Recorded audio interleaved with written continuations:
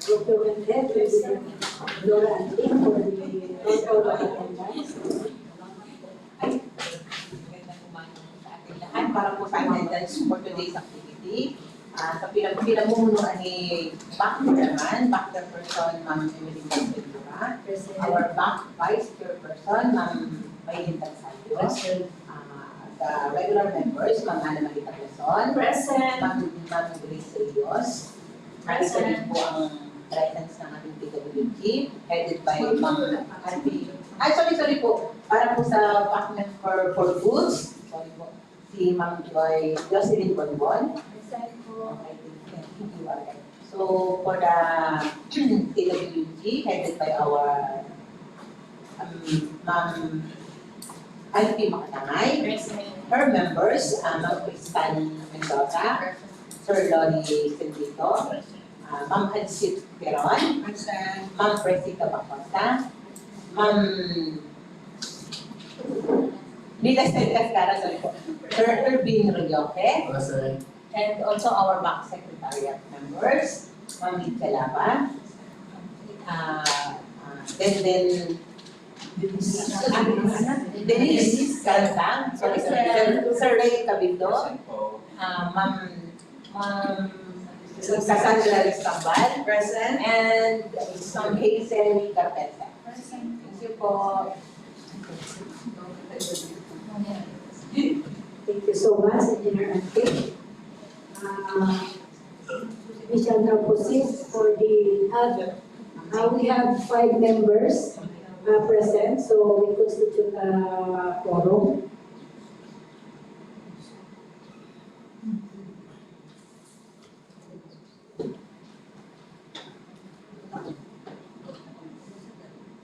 For contract ID 26GEE001, we have 1 registered bidder. For contract ID 26GEE0002, also 1 registered bidder. We shall now proceed for the opening of 26GEE0001.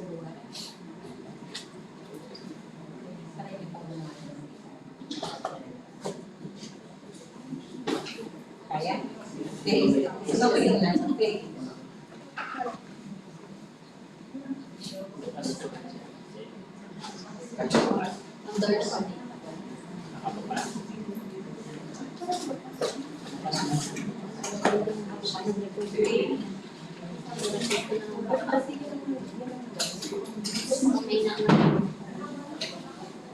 Sige, record. Tinadala ko siya. Pwede.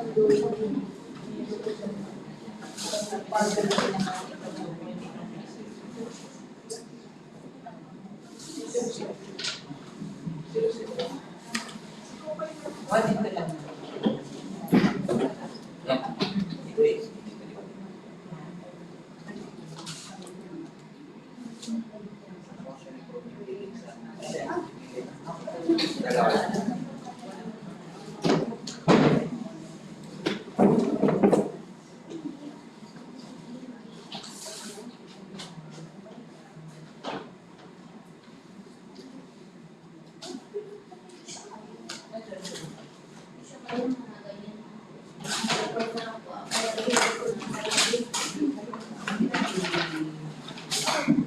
I-record mo na lang muna din. So, wala na. Hindi ko makita. Yung gusto niyo mong duga.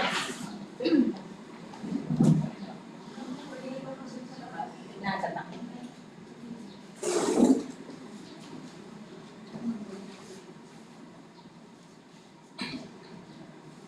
RFQ 26GE001, supply and delivery of gasoline fuels used for gas company maintenance of national roads along Puerto Princesa North Road.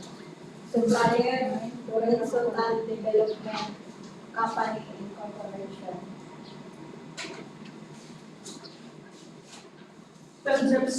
Registration certificate. Receipt registration certificate platinum membership of Lawrence Sultan Development. The document is present. Valid until December 8, 2026. As per Annex A attached.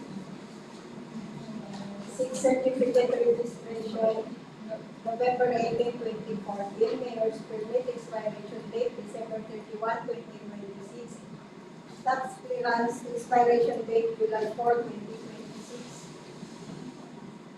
Audited financial statement due filing April 30, 2025. Omnibus on statement.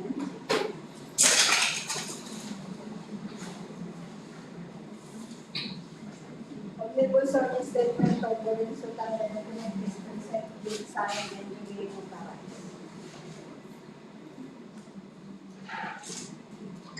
For submission of the latest general information, GIS, beneficial ownership information, duly filed with stamps received by SEC if applicable.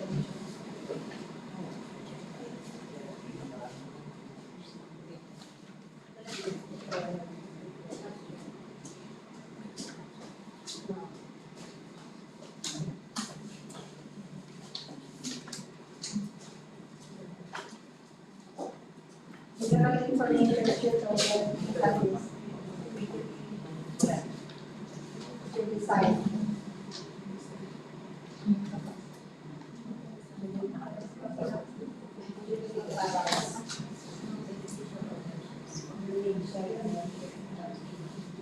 Tan William Chua.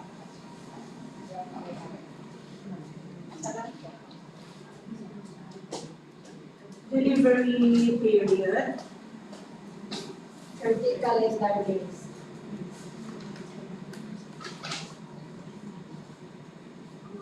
bid amount, Bid amount 1,496,950 pesos. 1,496,950 pesos.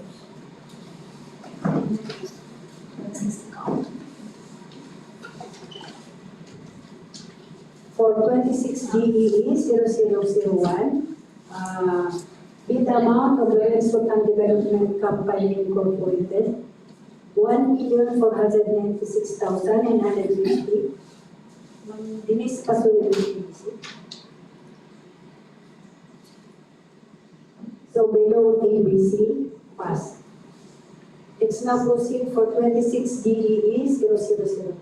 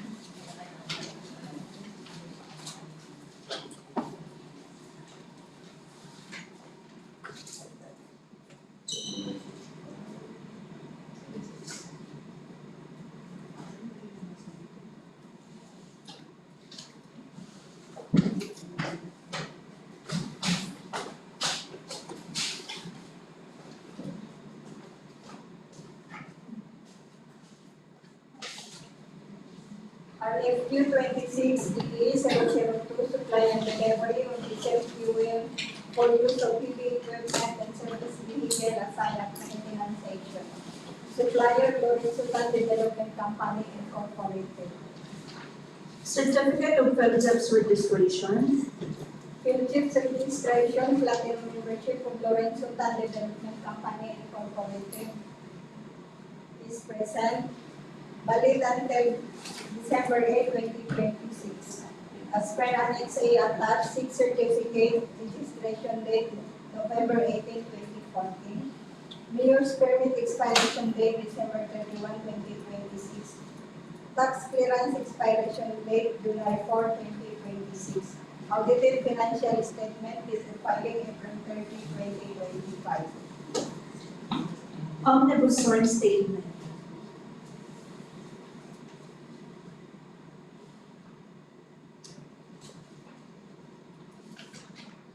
Omnibus on statement of Lorenzo Tan Development Company Incorporated. The document is present, duly signed, and duly notarized. Daters Partnership Private Sector Organization, General Information Ship, GIS, reflecting beneficial ownership information or BOI, if applicable.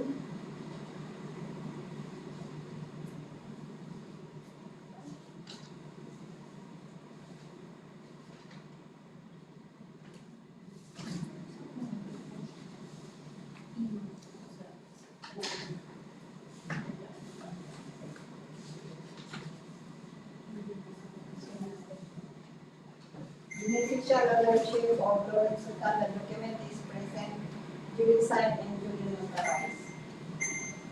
At Don William C. Bid amount, With the amount 1,319,080 pesos. 319,080 pesos.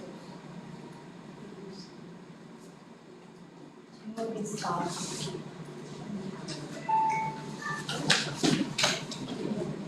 For contract ID 26G-EE 0002, bid amount of Lorenzo Development Company Incorporated, 1,319,080 pesos.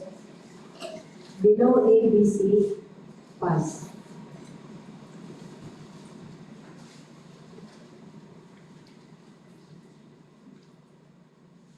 Do we have questions from the viewers?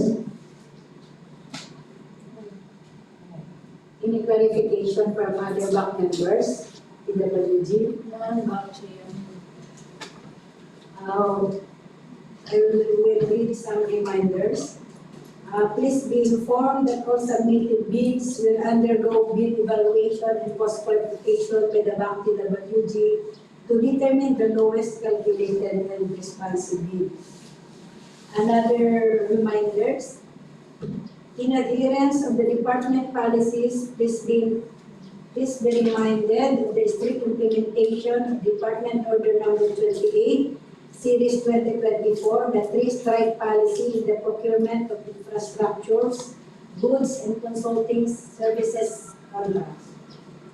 Also, the Department of Public Works and Highways, Palawan 1st District Engineering Office, Rojas, Palawan, reserves the right to reject any and all bids, declare failure of bidding, or not awarded a contract at any time prior to contract award in accordance with Section 70 of RA number 12009, without thereby incurring any liability to the affected bidders.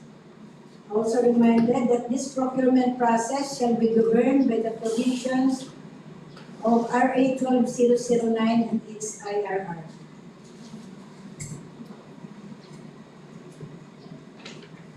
If there are no further concern, this meeting is adjourned.